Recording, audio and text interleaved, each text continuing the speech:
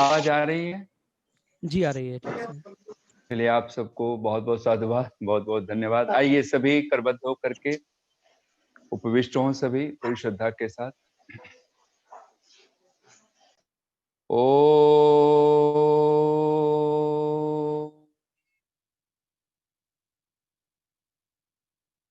मधुमन्मीनिक्रमणम्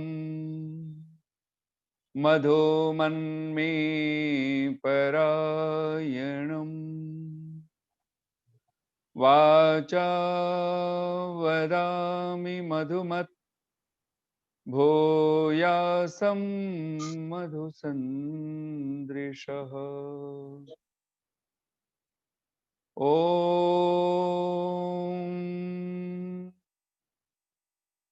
केचिद् वदन्ति धनहीनजनो जघन्यः केचिद् वदन्ति गुणहीनजनो जघन्यः व्यासो बाल तूने जाना है तो चले जा, मैं रख दूंगी, वो बाल दूंगी आगे तड़का बड़का। गिरां प्रणीता नारायण स्मरणहीन जनो जगन्यः। ॐ नमः शम्भवाय च मयो भवाय च नमः शङ्कराय च मयस्कराय च नमः शिवाय च शिवतराय च। ॐ शान्ति शान्ति शान्तिः। फरीदाबाद के सभी आर्य समाजों के सभी अधिकारी वर्ग, महिला समाज, पुरुष समाज और पूरे भारतवर्ष से दिल्ली आदि सभी प्रांतों से और देश विदेश सर्वत्र स्थानों से सभी उपस्थित धर्म के सज्जनों, मातृशक्ति, जहां पर अभी अभी हम लोगों ने दीपावली का पावन पर्व मनाया है, महर्षि देव दयानंद के निर्वाण उत्सव को हम लोगों ने संपन्न किया है। उस इन सब पर्वों की आप सबको बहुत बहुत शुभकामनाएं। और भी अनेक अनेक पर्व हम लोगों के, तो कोई महीना कोई ऐसा जो है नहीं कि जो महापुरुषों को और किसी न किसी रूप में हम लोग अभी अभी भगवान को, सूर्य को भी भगवान कह देते हैं, तो सूर्य भगवान का छठ के रूप में बहुत बड़ी आराधना पूजा एक अपना पूरे भारतवर्ष में नहीं, उसको मीडिया ने दिखलाया विश्व भर में जहां जहां बिहार आदि प्रांतों से लोग हैं तो उन लोगों ने संपन्न किया। आइए पूरी श्रद्धा के साथ हम लोग जिस मूल विषय पर चर्चा कर रहे हैं वो चर्चा है यज्ञमय जीवन। हम लोग ये शब्द तो मैं संस्कृत में बोलता हूं तो यज्ञमय बोलते हैं और उसको हिंदी में बोलते हैं तो प्राय हम लोग यज्ञमय बोलते हैं, गुजराती आदि में बोलेंगे तो यज्ञमय बोलेंगे। तो मूल शब्द है यज्ञमय अथवा इसको यागमय हम लोग कहें। तो ये जो यज्ञमय जीवन है हम सबका, क्यों चाहिए यज्ञमय जीवन? पहला प्रश्न तो यही है। और इसलिए चाहिए कि यज्ञ में हमारा जीवन हो क्योंकि स्वर्ग कामो यजेत, ऋषियों का जो वचन है, जिसको स्वर्ग चाहिए, जिसको, और स्वर्ग का मतलब कई बार हम लोग सोचते हैं, मस्तिष्क में बैठ गया कि हम स्वर्गीय जो नाम लगा देते हैं वो मृत्यु के बाद लगता है। गाजर आलू बना देंगे, डरे हुए हैं, गाजर आलू का बड़ा स्वर्ग से भी शौक है। डरे हुए लोग हैं। क्यों हम लोग स्वर्ग की भी ज्यादा चर्चा सुनना करना नहीं चाहते हैं क्योंकि मस्तिष्क में बना हुआ है फला स्वर्गीय हो गया, तो स्वर्गीय नाम लगाते हैं तो मृत्यु के बाद की बात। और यज्ञ क्या करता है? हमें स्वर्ग में प्रतिष्ठा देता है। तो क्या मरने के बाद हमें जल्दी से मृत्यु हो जाएगी? ऐसा कुछ ये भय की जरूरत नहीं है। स्वर्ग का सीधा सा अर्थ है इहैव स्वर्ग इहैव नरक। अगर हम स्वर्ग की बात करते हैं तो इसका अर्थ है हम नरक नहीं चाहते हैं, और नरक जीते जी हम जब भोग रहे होते हैं। और तीन भगवान कृष्ण के हम लोगों ने इस पे चर्चा विशद रूप से की भी है। त्रिविधम नरकस्येदम द्वारम नाशनम आत्मनः। तीन नरक के द्वार स्पष्ट रूप से कहे गए, काम, क्रोध और लोभ। भगवान कृष्ण कहते हैं तस्मात् एतत् त्रयम् त्यजेत। ये काम, क्रोध और लोभ, ये तीन नरक के सीधे सीधे द्वार कहे गए हैं। इसका सीधा सा अर्थ है जब हमारे जीवन में यज्ञ प्रवेश कर जाएगा, स्वर्ग प्रवेश करेगा, तो ये तीन चीजें हमारे जीवन में वासना की भांति नहीं होंगी। तब काम, क्रोध, लोभ का जीवन हम नहीं जी रहे होंगे। तब हमारे जीवन में अगर कुछ होगा तो हम निष्काम होंगे।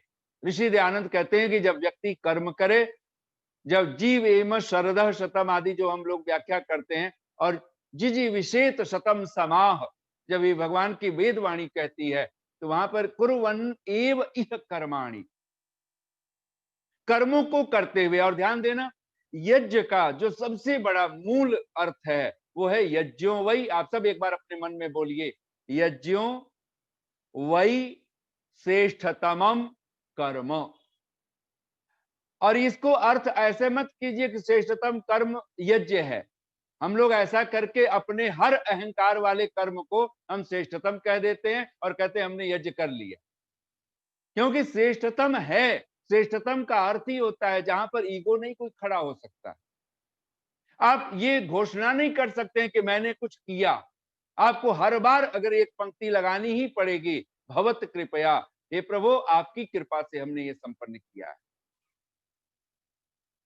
हम लोग क्या करते हैं, जबकि शब्द क्या है भगवान महर्षि याज्ञवल्क्य के, यज्ञों वही, वही का अर्थ होता है ही, निश्चय जिसको कहा गया है, यज्ञ ही।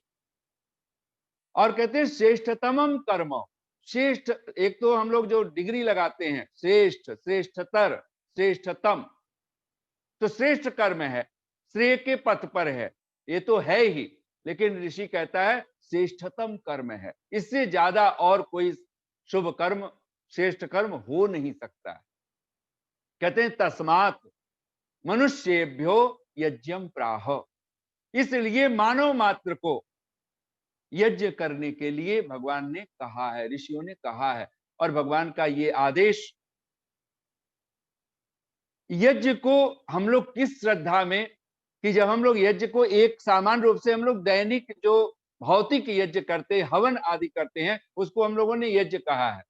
हमने ब्रह्म यज्ञ को वहां से उपासना से जोड़ दिया, तो हम लोग सोचते हैं शायद ये यज्ञ नहीं है जो हम लोग संध्या उपासना करते हैं, जबकि ये पहला यज्ञ है, ये मूल यज्ञ है।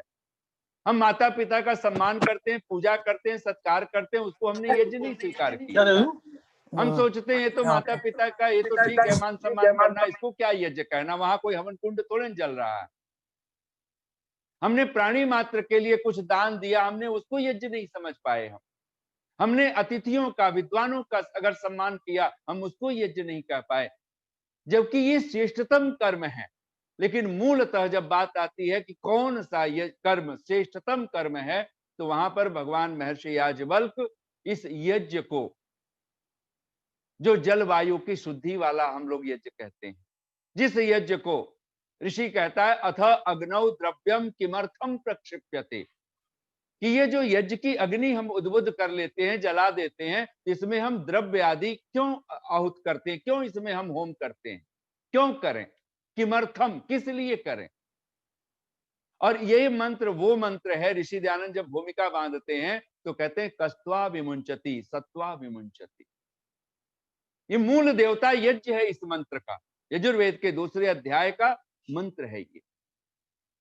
तो वहां कहा कह, कौन यज्ञ का अनुष्ठाता, जो सुख चाहने वाला है, जो स्वर्ग चाहने वाला है, कौन है जो इस यज्ञ को छोड़ सकता है। तो ऋषि भाष्य करते हुए लिखता है अर्थात कोई भी नहीं छोड़ता, यह यज्ञ छोड़ने योग्य नहीं है। तो वहां पर कहते हैं यह यज्ञम त्यजति, वहीं पर प्रश्न किया है कि जो भगवान के वेद द्वारा जो आज्ञापित व्यवहार है, इस आज्ञा को जो छोड़ता है, ऋषि भाष्य करता है, कहते हैं दुष्टै पीड़ितः सन सर्वदा दुखी भवति। वो सदा ही दुष्ट लोगों से, मनुष्यों से, जो भगवान की वेदाज्ञा है कि हम ऐसे यज्ञ याग करें, हम संध्योपासना करें, हम पितृ यज्ञ करें, ये सारे यज्ञों को करते हुए कहते जो नहीं करता है, भगवान के वेद के द्वारा जो आज्ञा है उनका जो पालन नहीं करता है, कहते हैं वह दुष्टई। और वहां पे कहते भाष्य करते हुए हिंदी आदि में लिखते हैं वो दुष्ट मनुष्यों से पीड़ा पाता है। और आज हम सारे जगत में देख सकते हैं कि जब हमारे ऊपर, और हम लोग सोच नहीं पाते कि हमारे जीवन में किस तरह की हिंसा आदि की वृत्ति बैठी है। यज्ञ का एक नाम है अध्वर। ध्वर कहते हैं हिंसा, और अध्वर जहां हिंसा का स्थान नहीं है। अध्वर नाम युद्ध का भी है, युद्ध भी करते हैं, इसलिए उसको धर्म युद्ध कहा गया। भगवत गीता में भगवान कृष्ण और भगवान वेद व्यास के शब्द धर्म क्षेत्रे कुरुक्षेत्रे। और धर्म युद्ध का क्या अर्थ है? जहां ईर्ष्या लेकर के, द्वेष लेकर के युद्ध नहीं करना है, जहां राग द्वेष छोड़ करके अद्वेष्टा सर्वभूतानाम मैत्रः करुण एव च। भगवान कृष्ण अर्जुन को जब उपदेश देते हैं, कहते हैं तुझे ऐसे हो करके तुझे युद्ध करना, युद्धस्व, तो युद्ध कर। जहां राग है, द्वेष है, वहां तो हम लड़ाई भी नहीं कर सकते ठीक से। यज्ञ का जो मूल भावना है वो त्याग है। तेन त्यक्तेन भुंजी था। इसलिए तो बार बार एक प्रार्थना हम लोग करते हैं, इदं न मम, इदं न मम, इदं न मम, क्योंकि जो यह मेरा नहीं है, जो कुछ भी है, कस्य शुद्ध धनम, किसका है? तो सब उसी का तो है।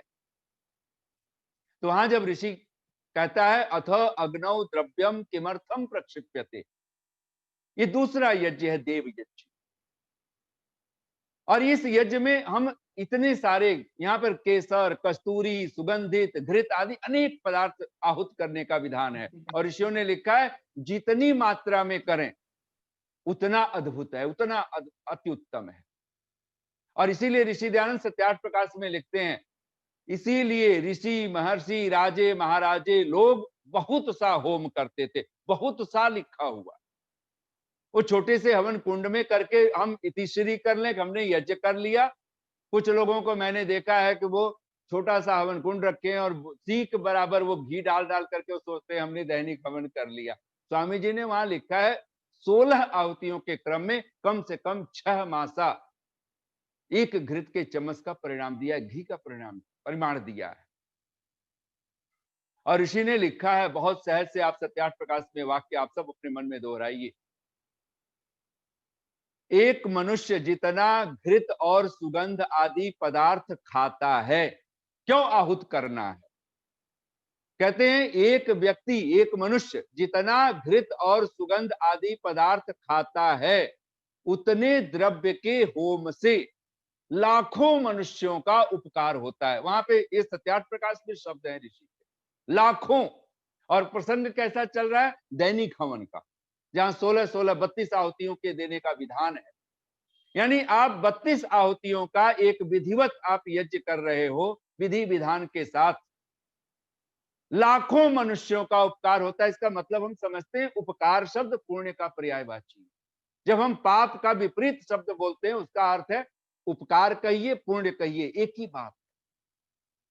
बिना किसी शोर शराबे के, बिना किसी तरह का कार्यक्रम, शोर शराबा किए बिना आप अगर दैनिक हवन भी करते हैं तो लाखों गुना हम पुण्य के भागी होते हैं। ये अर्थ है ऋषि ध्यान। और ऋषि तब कहता है कि ऋषि महर्षि राजे महाराजे लोग बहुत सा होम करते और कराते थे, अब भी वैसा प्रचार हो तो कहते हैं ये आर्यावर्त देश, क्योंकि जब होम का प्रचार था तब आर्यावर्त देश रोगों से रहित और सुखों से पूरित था। यानी यज्ञ के 2 विधा, ये देव यज्ञ की, अग्निहोत्र की बात की है ऋषि। कहते हैं कि जब तक ये होम का प्रचार रहा, ये आर्यावर्त देश रोगों से रहित था और सुखों से पूरित था। कहते अब भी वैसा हो, प्रचार हो तो वैसा ही हो जाए। निसंदेह प्रचार तो धर्म प्रचार शब्द है। प्रचार तो धर्म का होना चाहिए, प्रचार तो यज्ञ का होना चाहिए, प्रचार तो होम हवन का होना चाहिए, लेकिन आज विडंबना ये है कि आज इसके प्रचार को हम लोग दुष्प्रचार समझ लेते हैं, और जो आटा, दाल, चावल और दुनिया भर के संसार के प्रचार हो रहे हैं, उसको हम स्वीकार कर चुके हैं। ये तो बिल्कुल ही जायज है, ये तो होता ही है, तो विज्ञापन चलता ही है। सचमुच में अगर विज्ञापन चलने चाहिए तो सत्य का चलना चाहिए था, धर्म का अगर सचमुच में जिस दिन हमारी संस्कृति, वैदिक संस्कृति उदात्त रूप में होगी, उस दिन धर्म का प्रचार होगा, संसार का प्रचार करने की जरूरत नहीं। आटे में मिलावट तभी तक है जब तक वो ब्रांडेड बना दिया गया, जब तक वो जेनरिक रहता है। आटे में कोई मिलावट आप कैसे कर सकते हैं? इसको जेनरिक है तो आप कर ही नहीं पाओ। लेकिन जब आप किसी पैकेट में बांध कर फला आटा लिख देंगे, फला चावल लिख देंगे, तभी वहीं पर मिलावट शुरू है। फला मिल्क, दूध है, उसमें मिलावट कैसे कर सकते हैं? लेकिन जब दूध का कोई ब्रांड बना दिया जाए तो मिलावट स्वाभाविक हो जाता है। इसलिए प्रचार किसका किया जाए? होम का प्रचार। ऋषि दयानंद के शब्द हैं, जब तक ये होम का प्रचार रहा। ऋषि दयानंद प्रचार शब्द प्रयोग करते हैं तो वेद विद्या का प्रचार रहा। ये वेद विद्या और होम, और बहुत विडंबना आप देखिए कि हम लोग ऋषि दयानंद इस यज्ञ को कितना महिमापूर्ण देते हैं। एक बहुत छोटा सा मंत्रांश है, आप सब अपने मन में बोलिए, ओम प्रतिष्ठा। और ये मंत्र, जब इस मंत्रांश का जब ऋषि भाष्य करते हैं, ओम का क्या अर्थ है? हम लोग सोचते हैं ओम अर्थात ईश्वर का नाम है, सर्वोत्तम नाम है, मुख्य नाम है, निज नाम है, बिल्कुल ठीक है। लेकिन जब इस मंत्र का वो भाष्य करते हैं तो कहते हैं हे जगदीश्वर।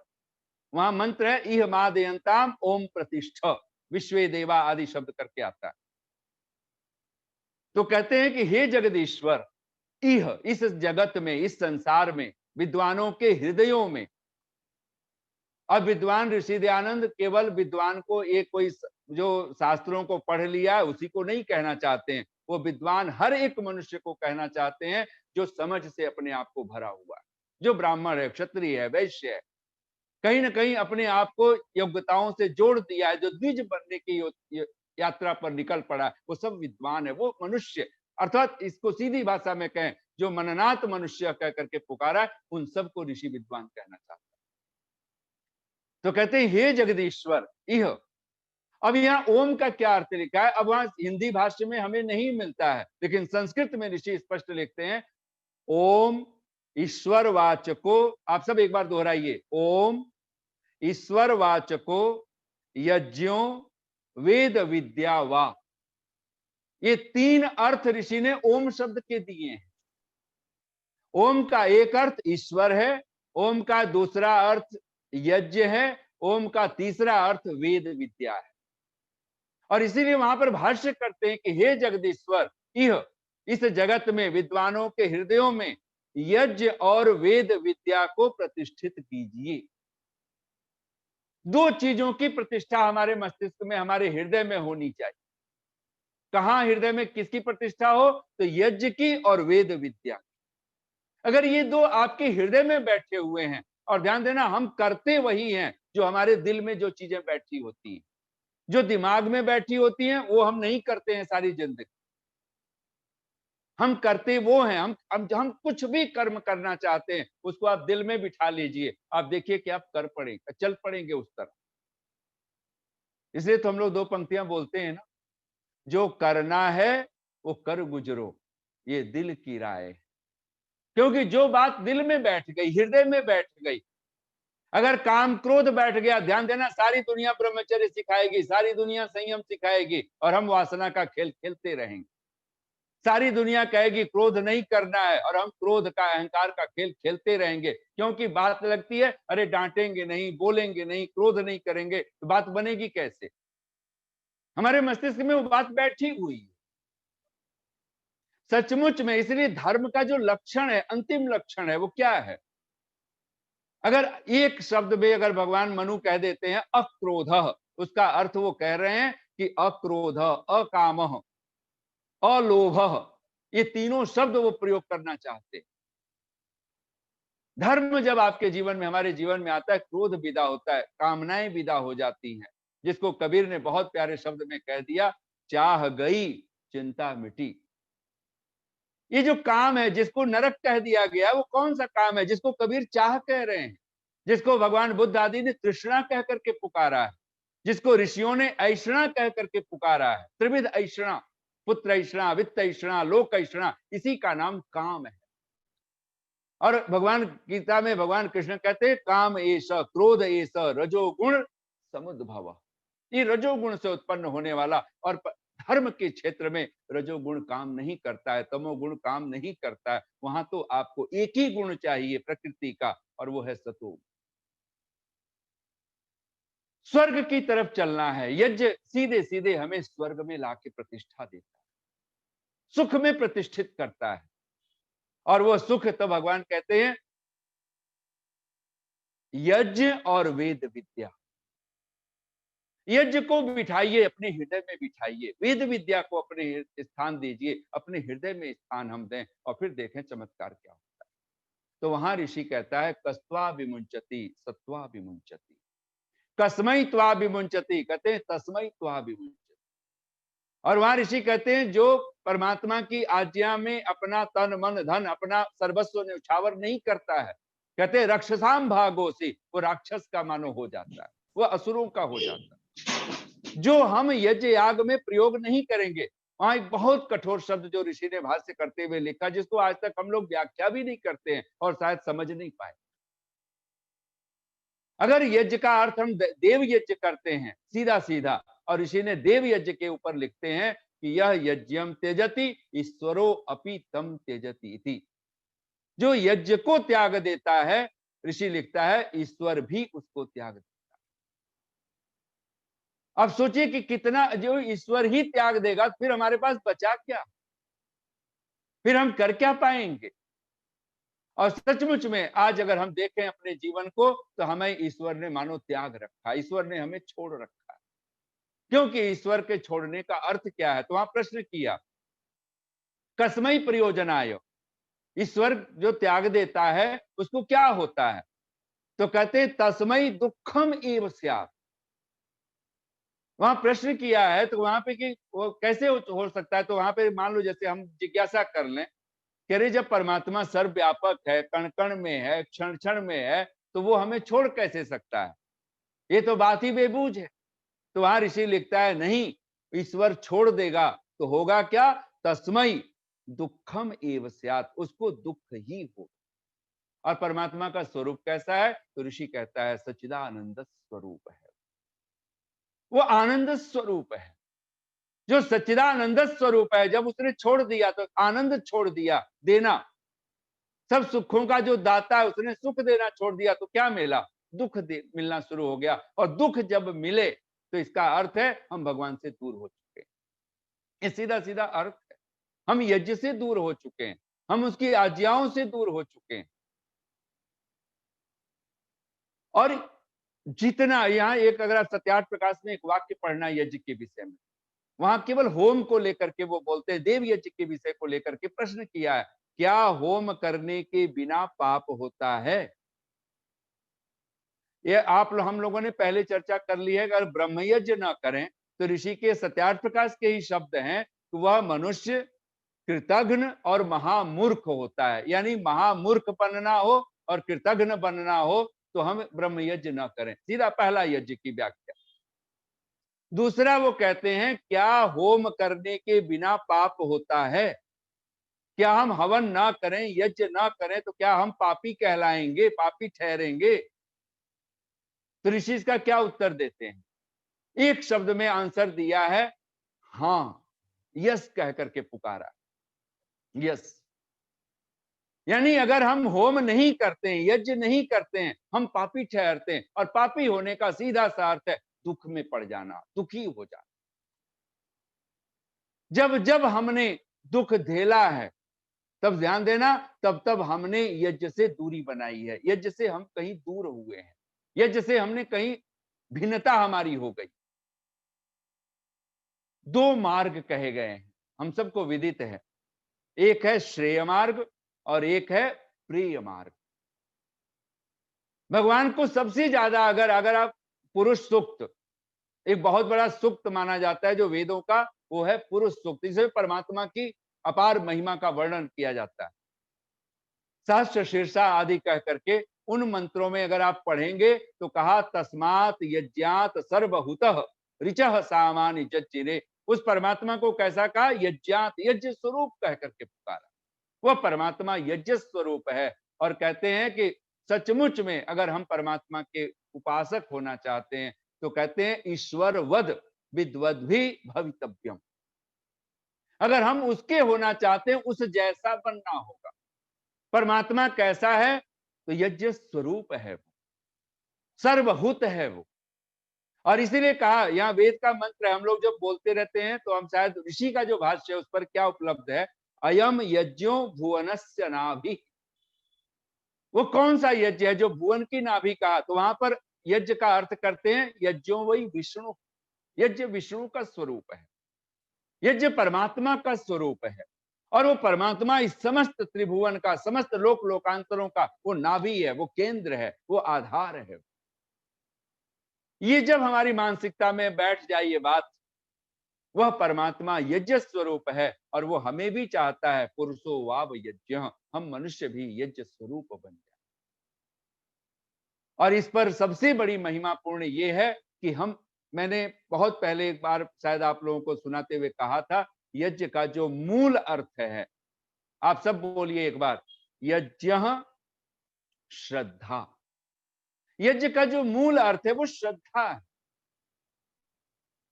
श्रद्धया अग्नि समिध्यते श्रद्धया हूयते हवि।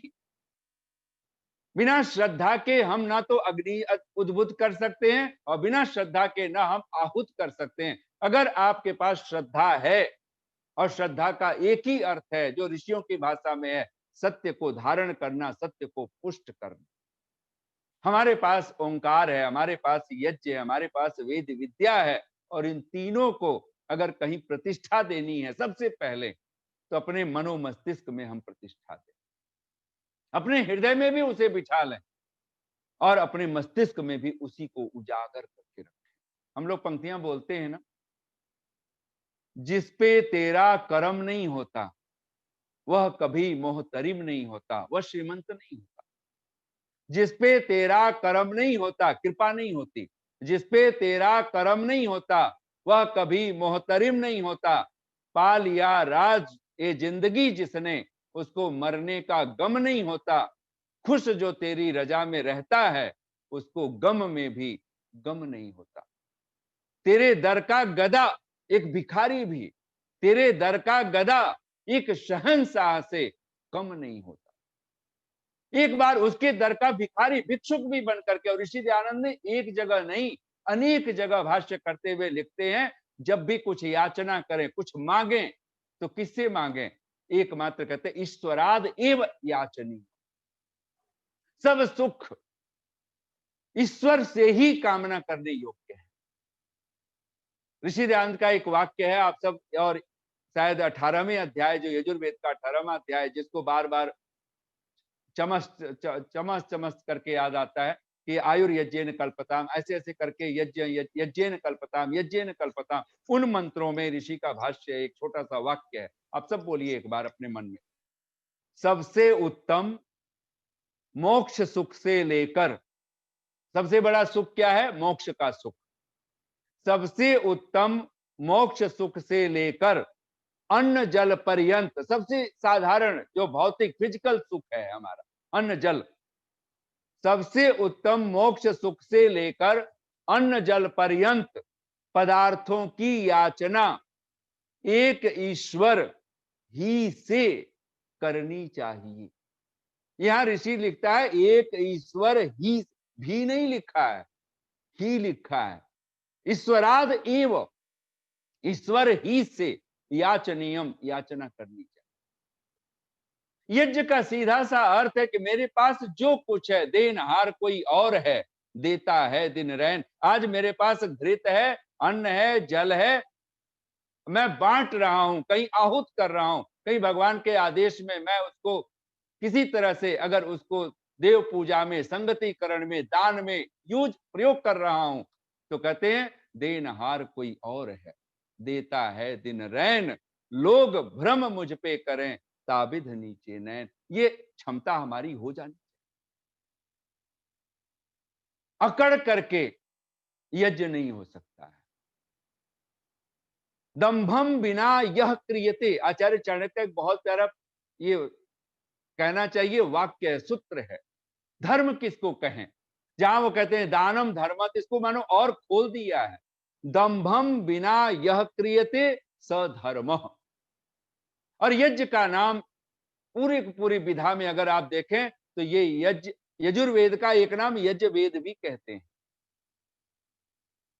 यजु और यज्ञ का ही दूसरा नाम धर्म है। धर्म का जो 3 स्कंध कहे गए हैं, तो वहां पर पहला स्कंध कहा गया यज्ञो अध्ययनम दानम इति प्रथम। पहला जो स्कंध कहा गया धर्म का, वो यज्ञ को कहा गया, अध्ययन को कहा गया, दान को कहा गया। भगवान कृष्ण के शब्द हैं, आप सब एक बार दोहराइए। यज्ञों, यहां पर ये शब्द है यज्ञ दान तपः कर्म न त्याज्यम कार्यम एव तत्व। ऋषि का वहां पे महर्षि भगवान योगेश्वर कृष्ण का अर्जुन को जो उपदेश दिया गया है, और ये लगभग 18वें अध्याय के ये श्लोक हैं। यज्ञ दान तपः कर्म, इनको तीनों को कर्म कहा गया है। और आज भी हम लोग जब अपनी भाषा में प्रयोग करते हैं तो धर्म कर्म है। धर्म शब्द का अर्थ ही होता है कि जो आपके जीवन का अंग बन गया, आपके आचरण में आ गया, उसी को तो हम धर्म कहते हैं ना। हम लोग तो कहा करते हैं 4 पंक्तियों में, धर्म के नाम पर प्यारों हमें जीना तो आता नहीं, मरना भी नहीं आता। तो धर्म के नाम पर प्यारों हमें मरना नहीं आता हमारी। और यहां पर आप देखें कि अब विडंबना क्या है। धर्म के नाम पर प्यारों हमें मरना नहीं आता, लहू से कासा ये तकदीर, कासा कहते हैं प्याले को, लहू से कासा ये तकदीर हमें भरना नहीं आता, हमारी तबाही का कारण है बस इतना मित्रों, जीते जी की घटना है।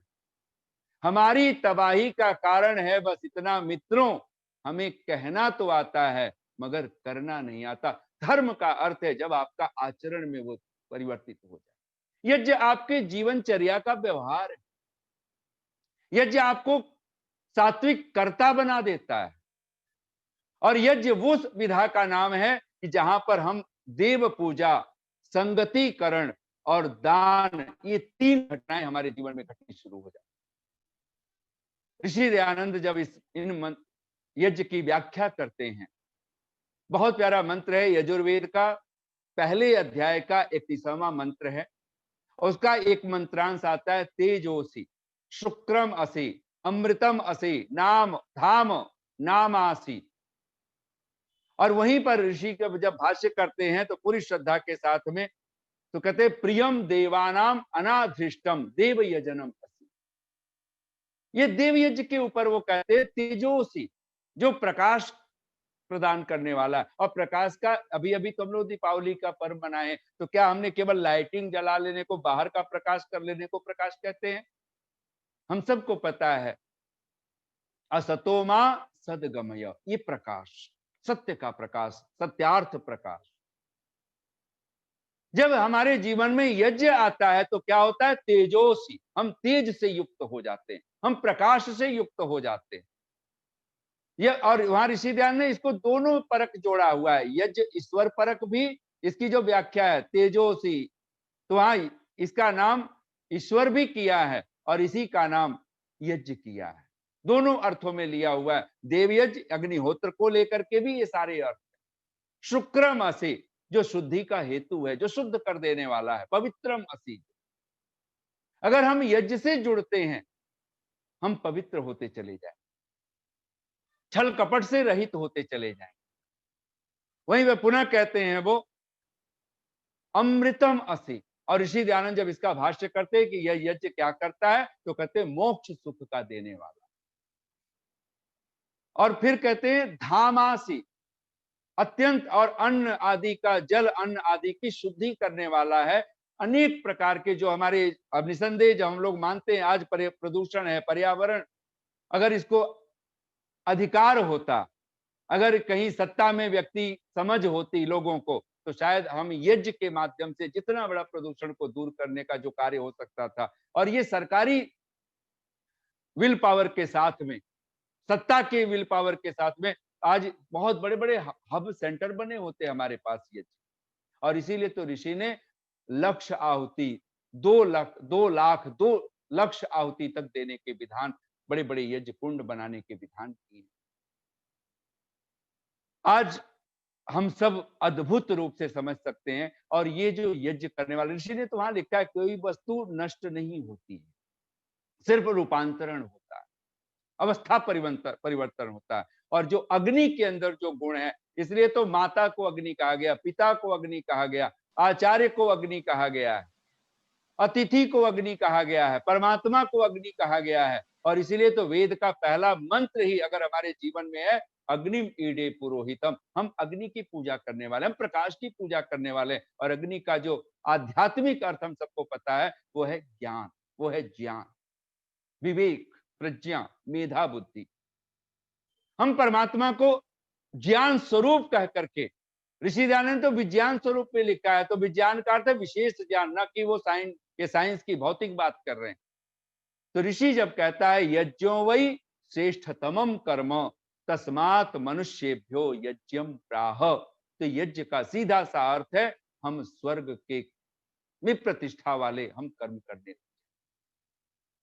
हमारे जीवन से ये काम, क्रोध, लोभ, ये जो मूल नरक के द्वार हैं, जो यही वो नरक की अवस्था लाके खड़ी कर देते हैं। मैंने सुना है कि एक बार 4 युवक बैठे हुए थे और चारों युवकों ने चर्चा की कि हम यही धरती पर स्वर्ग हमारे पास हो सकता है।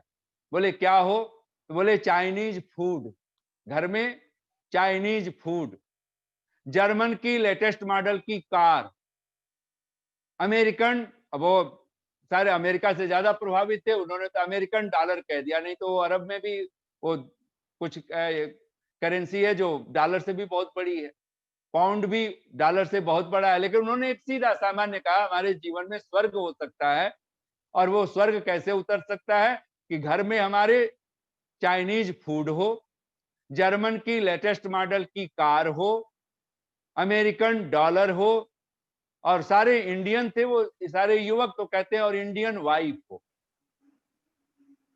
कि कितना भी कुछ भी कहो सब सुन लेती हैं, बर्दाश्त कर लेती हैं जो भी, और आयु की, और भी अभी अभी तो करवा चौथ मनाया, अभी अभी तो न जाने कितने व्रत। तो कहा कि इंडियन वाइफ हो तो फिर घर में स्वर्ग है। तो वहां से एक साधु गुजरते थे और मुस्कुरा के वो थोड़ी दूरी पे खड़े हो गए।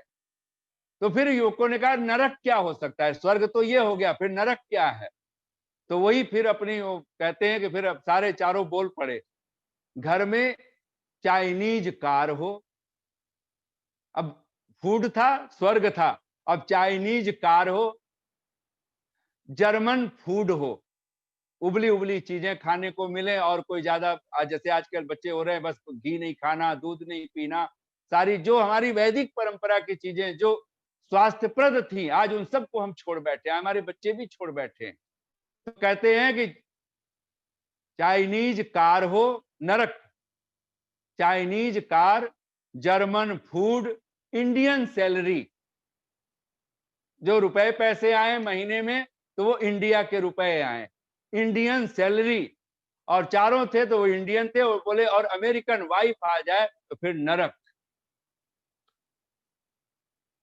आप सोच सकते हो ये तो नरक स्वर्ग की। तभी वहां से साधु गुजरा और उसने, साधु ने कहा भाई तुम अभी युवा हो, यंग दिख रहे हो, और तुमने अगर ये चीजें मस्तिष्क में स्वर्ग नरक की बना ली है, तो क्या तुम अपने नेताओं अभिनेताओं को नहीं देखते हो, जिनके पास डॉलरों में रुपए हैं, जिनके पास जर्मन की एक कारें नहीं कई कई कारें हैं, इंडियन वाइफ उनके पास है,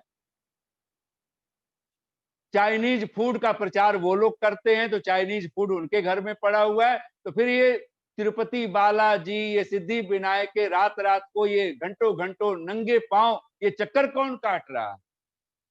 ये नरक की यात्रा कौन कर रहा है? यहाँ जीते जी नरक भोगना। स्वर्ग इसका नाम नहीं है कि हम आउटर इन सब चीजों को, वेल्थ को हम खड़ा करें। स्वर्ग तो उस अवस्था का नाम है जब आपके जीवन में यज्ञ प्रवेश कर जाए, जब आपके जीवन में दान प्रवेश कर जाए, जब आपके जीवन में त्याग प्रवेश कर जाए।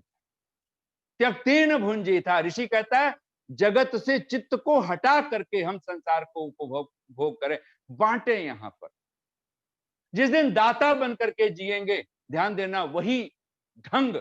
एक बार एक साधु से किसी ने पूछ लिया, बोले महाराज जीवन में हम क्या करें? तो बोले भगवत गीता पढ़ी है? तो उसने कहा कि हाँ पढ़ी है। तो बोले गीता को 10 बार बोलो, क्या क्या बने, क्या शब्द बनता है? तो गीता गीता बोलेंगे, तागी तागी शब्द सुनाई देगा। तो बोले कि तागी सुनो ना सुनो, एक बात साफ साफ आ रहा है, त्यागी बनो, त्यागी बनो। और ये सचमुच में अगर हम चाहते हैं अपने जीवन में सुख, शांति, समृद्धि सब तरह का, तो उसका एक ही अर्थ है, हम जीवन में त्याग को महत्व दें। और इसलिए यज्ञ का अर्थ है जो कुछ हमारे पास है हम त्याग सकते हैं कि नहीं त्याग सकते, क्योंकि एक दिन चाहे अनचाहे ये शरीर भी त्याग के जाना पड़ेगा। ये पंक्तियां फिर याद कर लीजिए, मैंने अभी अभी 2-4 दिनों में मैंने कई जगह पे दोहरा दिया है। माटी, कबीर की पंक्ति है, बहुत प्यारी पंक्ति है। माटी चुन चुन महल बनाया, लोग कहें घर मेरा, ना घर तेरा ना घर मेरा, चिड़िया रैन बसेरा। कौड़ी कौड़ी माया जोड़ी, जोड़ भरेला थैला। पुराने जमाने में जमीनों में गाड़ के रख देते थे, थैले में भर लेते थे। आज हमने बैंकों में, लाकरों में हमने वही काम किया, सिर्फ नाम बदला है, रूप बदला है। कौड़ी कौड़ी माया जोड़ी, जोड़ भरेला थैला, कहत कबीर सुनो भाई साधो, संग चले ना धेला। पुरानी इकाई रुपए की थी, वो धेला थी। 1 रुपया अब तो हो गया, तो रुपए से नीचे कुछ चलता नहीं, 1 रुपया भी नहीं हम ले जा सकते हैं, ऐसी तो जिंदगी है। कहत कबीर सुनो भाई साधो, संग चले ना धेला, उड़ जाएगा हंस अकेला, जग 2 दिन का मेला। ये एहसास, ये प्रतिपल होना चाहिए। वायु अनिलम अमृतम अथेदम भस्मांतम शरीरम। ये जो 16वां यज्ञ करने की क्षमता है, ये वही कर पाएगा जो 15 संस्कार करने की क्षमता रखता हो। हमने कभी, आपको पता है, बहुत चौंक जाएंगे हम लोग विवाह को बहुत शुभ समझते हैं। हाँ, थोड़ा ध्यान से आप सुनेंगे इस वाक्य को। हम विवाह को बहुत शुभ समझते हैं, और है भी शुभ। इसमें कोई आज विवाह की कोई चर्चा करे और वहीं पर कोई मृत्यु की याद दिलाए, तो हम उसके दुश्मन बनते हुए हमें ज्यादा देर नहीं लगने वाली।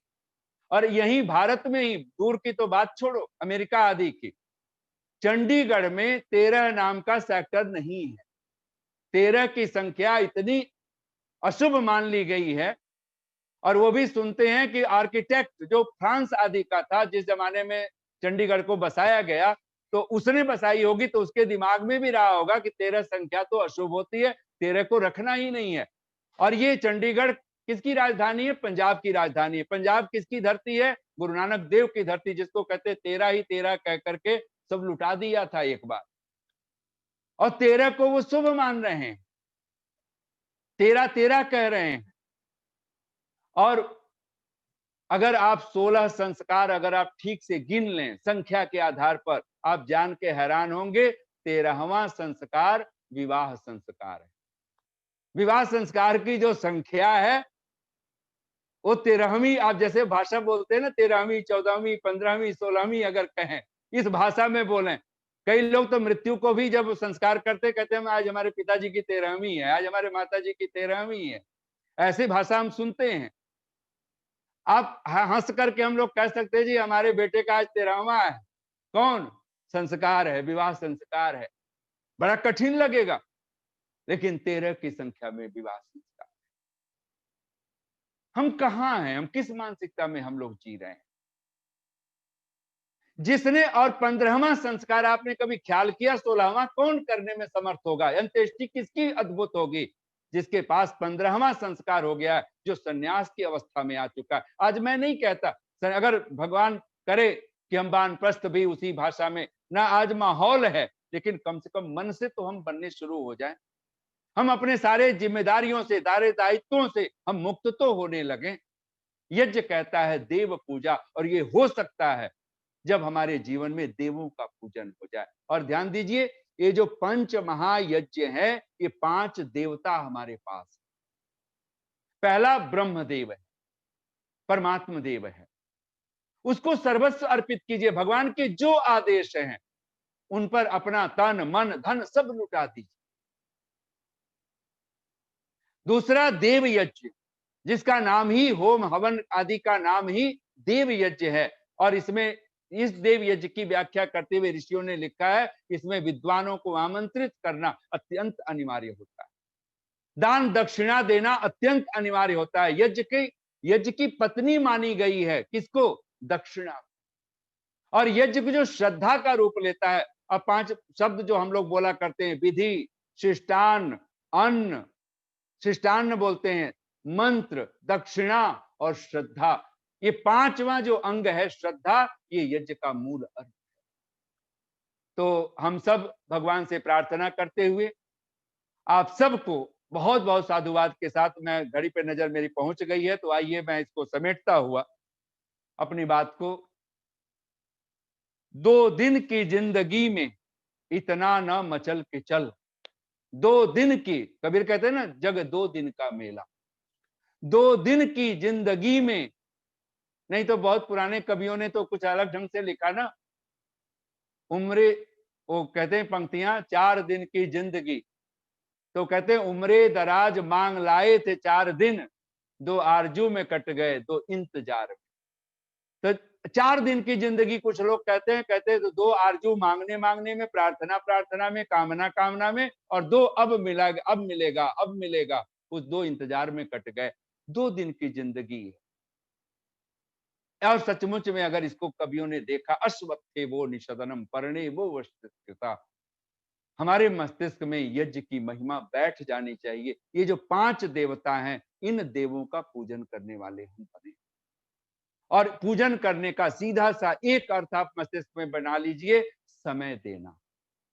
हम कभी इनसे दूरी बनाने वाले ना बने। मैं अंत में ये वाक्य बोल रहा हूं, एक साधु, उसके पास बहुत सारे शिष्य बैठे हुए हैं। शिष्यों ने कहा कि महाराज आप कुछ उपदेश कीजिए, हमारी ये जिंदगी है, हम अपने जीवन को सुख से शांति से भरपूर करना चाहते हैं, क्या करें, कैसे करें? तो कहते हैं, गुरु ने पूछ लिया कि एक बात बताओगे, ये सूरज, ये चांद, ये सितारे, ये धरती, ये आकाश, इनकी आयु कितनी है? तो सब हंस पड़े, बोले महाराज इसकी आयु बहुत लंबी है, इसके तो साइंस आदि पढ़े, बहुत लंबी आयु है। तो कहते हैं गुरु ने तत्क्षण दूसरा प्रश्न कर दिया, इनकी इतनी लंबी आयु का राज क्या है? इनकी इतनी लंबी आयु है, ये चंद्रमा ऐसे ही दिखता है, सूरज ऐसे दिखता है, ये धरती ऐसे दिखती है, चांद सितारे ऐसे दिखते हैं, इनकी इतनी लंबी आयु का राज क्या है? तो सारे शिष्य चौंक गए, बोले ऐसे तो हमने कभी सोचा नहीं, कभी विचारा नहीं। और अंत में जब किसी शिष्य ने कुछ नहीं बोला, तो कहते हैं सारे शिष्यों ने हाथ जोड़ के गुरु से ही कह दिया कि महाराज, गुरुदेव आप ही बताएं कि इनकी इतनी लंबी आयु का राज क्या है? और आप जान के हैरान होंगे कि गुरु ने जो वाक्य कहा, गुरु ने कह दिया, शिष्यों ने सुन लिया, हम भी सुन लेंगे। और मैं तो कहा करता हूं कि बाहर से हम भले बदले ना बदले, हमारा शरीर ना बदले, हमारी चाल चलन दिखने में ना बदले, लेकिन भीतर सब कुछ बदल जाना चाहिए। गुरु ने कहा इनकी इतनी लंबी आयु का एक ही राज है, ये धरती, ये सूरज, ये चांद सितारों का, कि ये ध्यान से इसको पकड़ लीजिए, हृदयंगम कर लीजिए इस वाक्य। इनकी इतनी लंबी आयु का एक ही राज है, ये अपने लिए नहीं जीते हैं, ये औरों के लिए जीते। और कहते हैं इतना भर सुनना था, सारे शिष्य अवाक देखते रह गए। यज्ञ का सीधा सा अर्थ है, अपने लिए जीना हमने छोड़ दिया, हम औरों के लिए जीने लग गए, हम परोपकार के लिए जीने लग गए। और ये परंपरा हम माता पिता बनकर के बच्चों के लिए जीते हैं, फिर धीरे धीरे हमारा वो दायरा बढ़ता है, हम अपने सगे संबंधियों के लिए जीते हैं। विवाह ऋषि दयानंद यजुर्वेद भाष्य में लिखते हैं, शायद 16वें अध्याय के अनेक मंत्रों के भाष्यों में, कि जब विवाह संस्कार हो तो ये भी पति पत्नी जो वर वधू के रूप में है वो ये भी प्रतिज्ञा करें। तो वहां पर वो कहते हैं ये भी प्रतिज्ञाएं करें, ये भी प्रतिज्ञाएं करें। तो वहां पे बहुत सारी प्रतिज्ञाएं करवाई जाती हैं। उस प्रतिज्ञाओं में कहा जाता है कि जहां आप लोग एक परस्पर एक दूसरे के प्रति प्रेमपूर्ण व्यवहार करेंगे, एक दूसरे के साथ छल कपट का व्यवहार नहीं करेंगे, वहीं पर हम माता पिता के लिए, हम गुरु आचार्यों के लिए, अतिथियों के लिए भी आप सुख देने वाले कार्य करेंगे। ऐसे अनेक प्रतिज्ञाएं जो विवाह संस्कार के निमित्त ऋषि वहां पर भाष्य करते हुए लिखता है। तो निसंदेह हम चाहते हैं कि हमारे जीवन को हम यज्ञमय बना पाए, हमारा जीवन यज्ञ से ओतप्रोत हो, हम देवों का सम्मान करने वाला बने, हम देव पूजा करें, अग्निहोत्र करें। और इसके लिए सबसे महत्वपूर्ण चीज है वो है श्रद्धा। इस श्रद्धा को लेकर के जिस दिन हम चलेंगे तो फिर क्या होगा, 2 दिन की जिंदगी में इतना न मचल के चल, दुनिया है चल चलाव का, रास्ता संभल के चल। इसलिए भगवान कहते हैं ओम प्रतिष्ठ, हे जगदीश्वर, हम लोग प्रार्थना करें, हे जगदीश्वर, इस संसार में हम मनुष्यों के हृदयों में यज्ञ और वेद विद्या को प्रतिष्ठित कीजिए। और इस पर हम लोग कभी चर्चा करेंगे कि यह यज्ञ कब फलीभूत होता है, हमारे वेद कब सफलीभूत होते हैं, हमारा मानव जीवन कब सफलीभूत होता है। और उसका एक सूत्र है, आप सब अपने बार अपने वाक्य दोहरा लीजिए अपने मन में, सब बोलिए, अग्निहोत्र फला वेदा। जिस व्यक्ति के जीवन में अग्निहोत्र है उसका जीवन, उसके जीवन में वेद फलीभूत हो जाते हैं, वेद सफलीभूत होते हैं। और वेद का अर्थ ही अनेक अनेक है, वेदो धनम, उसके जीवन में धन्यता आ जाती है। वेद ज्ञान है, उसके जीवन में विवेक की प्रधानता हो जाती है। वेद विचार है, वो विचारशील बन जाता है। वेद लाभ है, उसके जीवन में शुभ लाभ की अवस्था हो जाती है। वेद चेतन, उस परम सत्ता का बोध कराने वाला पावन शास्त्र है, सचमुच में उसे भी वो जान लेता है, स्वयं को और स्वयंभू परमात्मा को। आइए अंत में 4 पंक्तियां बोलते हुए वाणी को विराम। और ये 4 पंक्तियां आप सबने सुनी हुई भी हो सकती हैं, न भी सुनी हो तो मैं उसको बोल रहा हूं। तुम प्रतीक्षा में हमेशा खड़े थे और मैंने ही न देखा। तुम प्रतीक्षा में, वो कौन, वो परमात्मा जो यज्ञ रूप है और जो हर पल हमारे समक्ष है, सर्वव्यापक है, हमारे हृदय में ही बैठा हुआ है। युष्माकम अंतरम बभूव, और वो हर पल प्रतीक्षारत है, कब ये प्रिय का मार्ग छोड़ेगा, कब श्रेय के पथ पर चल पड़ेगा, कब ये नरक की यात्रा छोड़ेगा और कब ये स्वर्ग की यात्रा, यज्ञ की यात्रा पर निकल पड़ेगा, कब ये यज्ञ मैं बनेगा। तब भगवान मानो प्रतीक्षा करते हुए पुकारता है, तुम प्रतीक्षा में हमेशा खड़े थे और मैंने ही न देखा। एक सुरभित सांस आती थी कहीं से, एक सुगंधी, एक सुरभित सांस आती थी कहीं से, धूल से, फूल से, नभ तारकों से, चांद सूरज से, गगन या अंतःकरण से, या कि मेरे ही शिराओं के रगों से, पर इत्र की कुछ शीशियों को खोलते और मूदते ही उम्र मेरी कट गई है। तुम प्रतीक्षा में हमेशा खड़े थे और मैंने ही न देखा। मैं बिना व्याख्या के बोल रहा हूं, कभी अवसर मिलेगा तो इस पर बोलूंगा। एक झिलमिल ज्योत आती थी कहीं से, एक प्रकाश, एक किरण, एक अग्नि, एक झिलमिल ज्योत आती थी कहीं से, और हम ढूंढने कहां निकल पड़े, सरोवरों से, नद निर्झरों से, सागरों से, बिजलियों के पायलों से, या कि मेरे ही त्रिगों के दायरों से, पर मृत्तिका के, पर मिट्टी के, पर मृत्तिका के दियों को जलाते और बुझाते ही उम्र मेरी कट गई है। एक हीरक से हृदय में तुम जड़े थे और मैंने ही न देखा। तुम प्रतीक्षा में हमेशा खड़े थे और मैंने ही न देखा। सचमुच में हम अपने हृदय को जिस दिन उस परमात्मा के स्वरूप को आत्मसात कर लेंगे, वहीं पर धन्यता का जीवन होगा, वही स्वर्ग का जीवन होगा। और वहीं पर हम कह पाएंगे कि हे प्रभु, जिसके लिए प्राप्तम प्रापणीयम क्षीणा छेतव्या क्लेशा, जिसको पाना था वो मैंने पा लिया, जिसको जानना था वो मैंने जान लिया, जो नष्ट करने योग्य क्लेश आदि थे, अविद्या आदि, मैंने वो सब छिन्न भिन्न कर दिए, नष्ट कर दिए। इतनी शांति और प्रेम से आप सबने है। सुना। बहुत-बहुत साधुवाद, बहुत-बहुत धन्यवाद। ओम शम। बहुत-बहुत धन्यवाद आचार्य जी, बहुत सुंदर चर्चा आपने यज्ञ में जीवन के विषय के संबंध में की और अभी ऐसा लग रहा है कि बहुत कुछ सुनना अभी शेष है इस विषय में, क्योंकि बहुत ही जो है विशद विषय है, बहुत ही बड़ा इसका स्कोप है। तो आपने बहुत सुंदर चर्चा आज हमारे मध्य में की।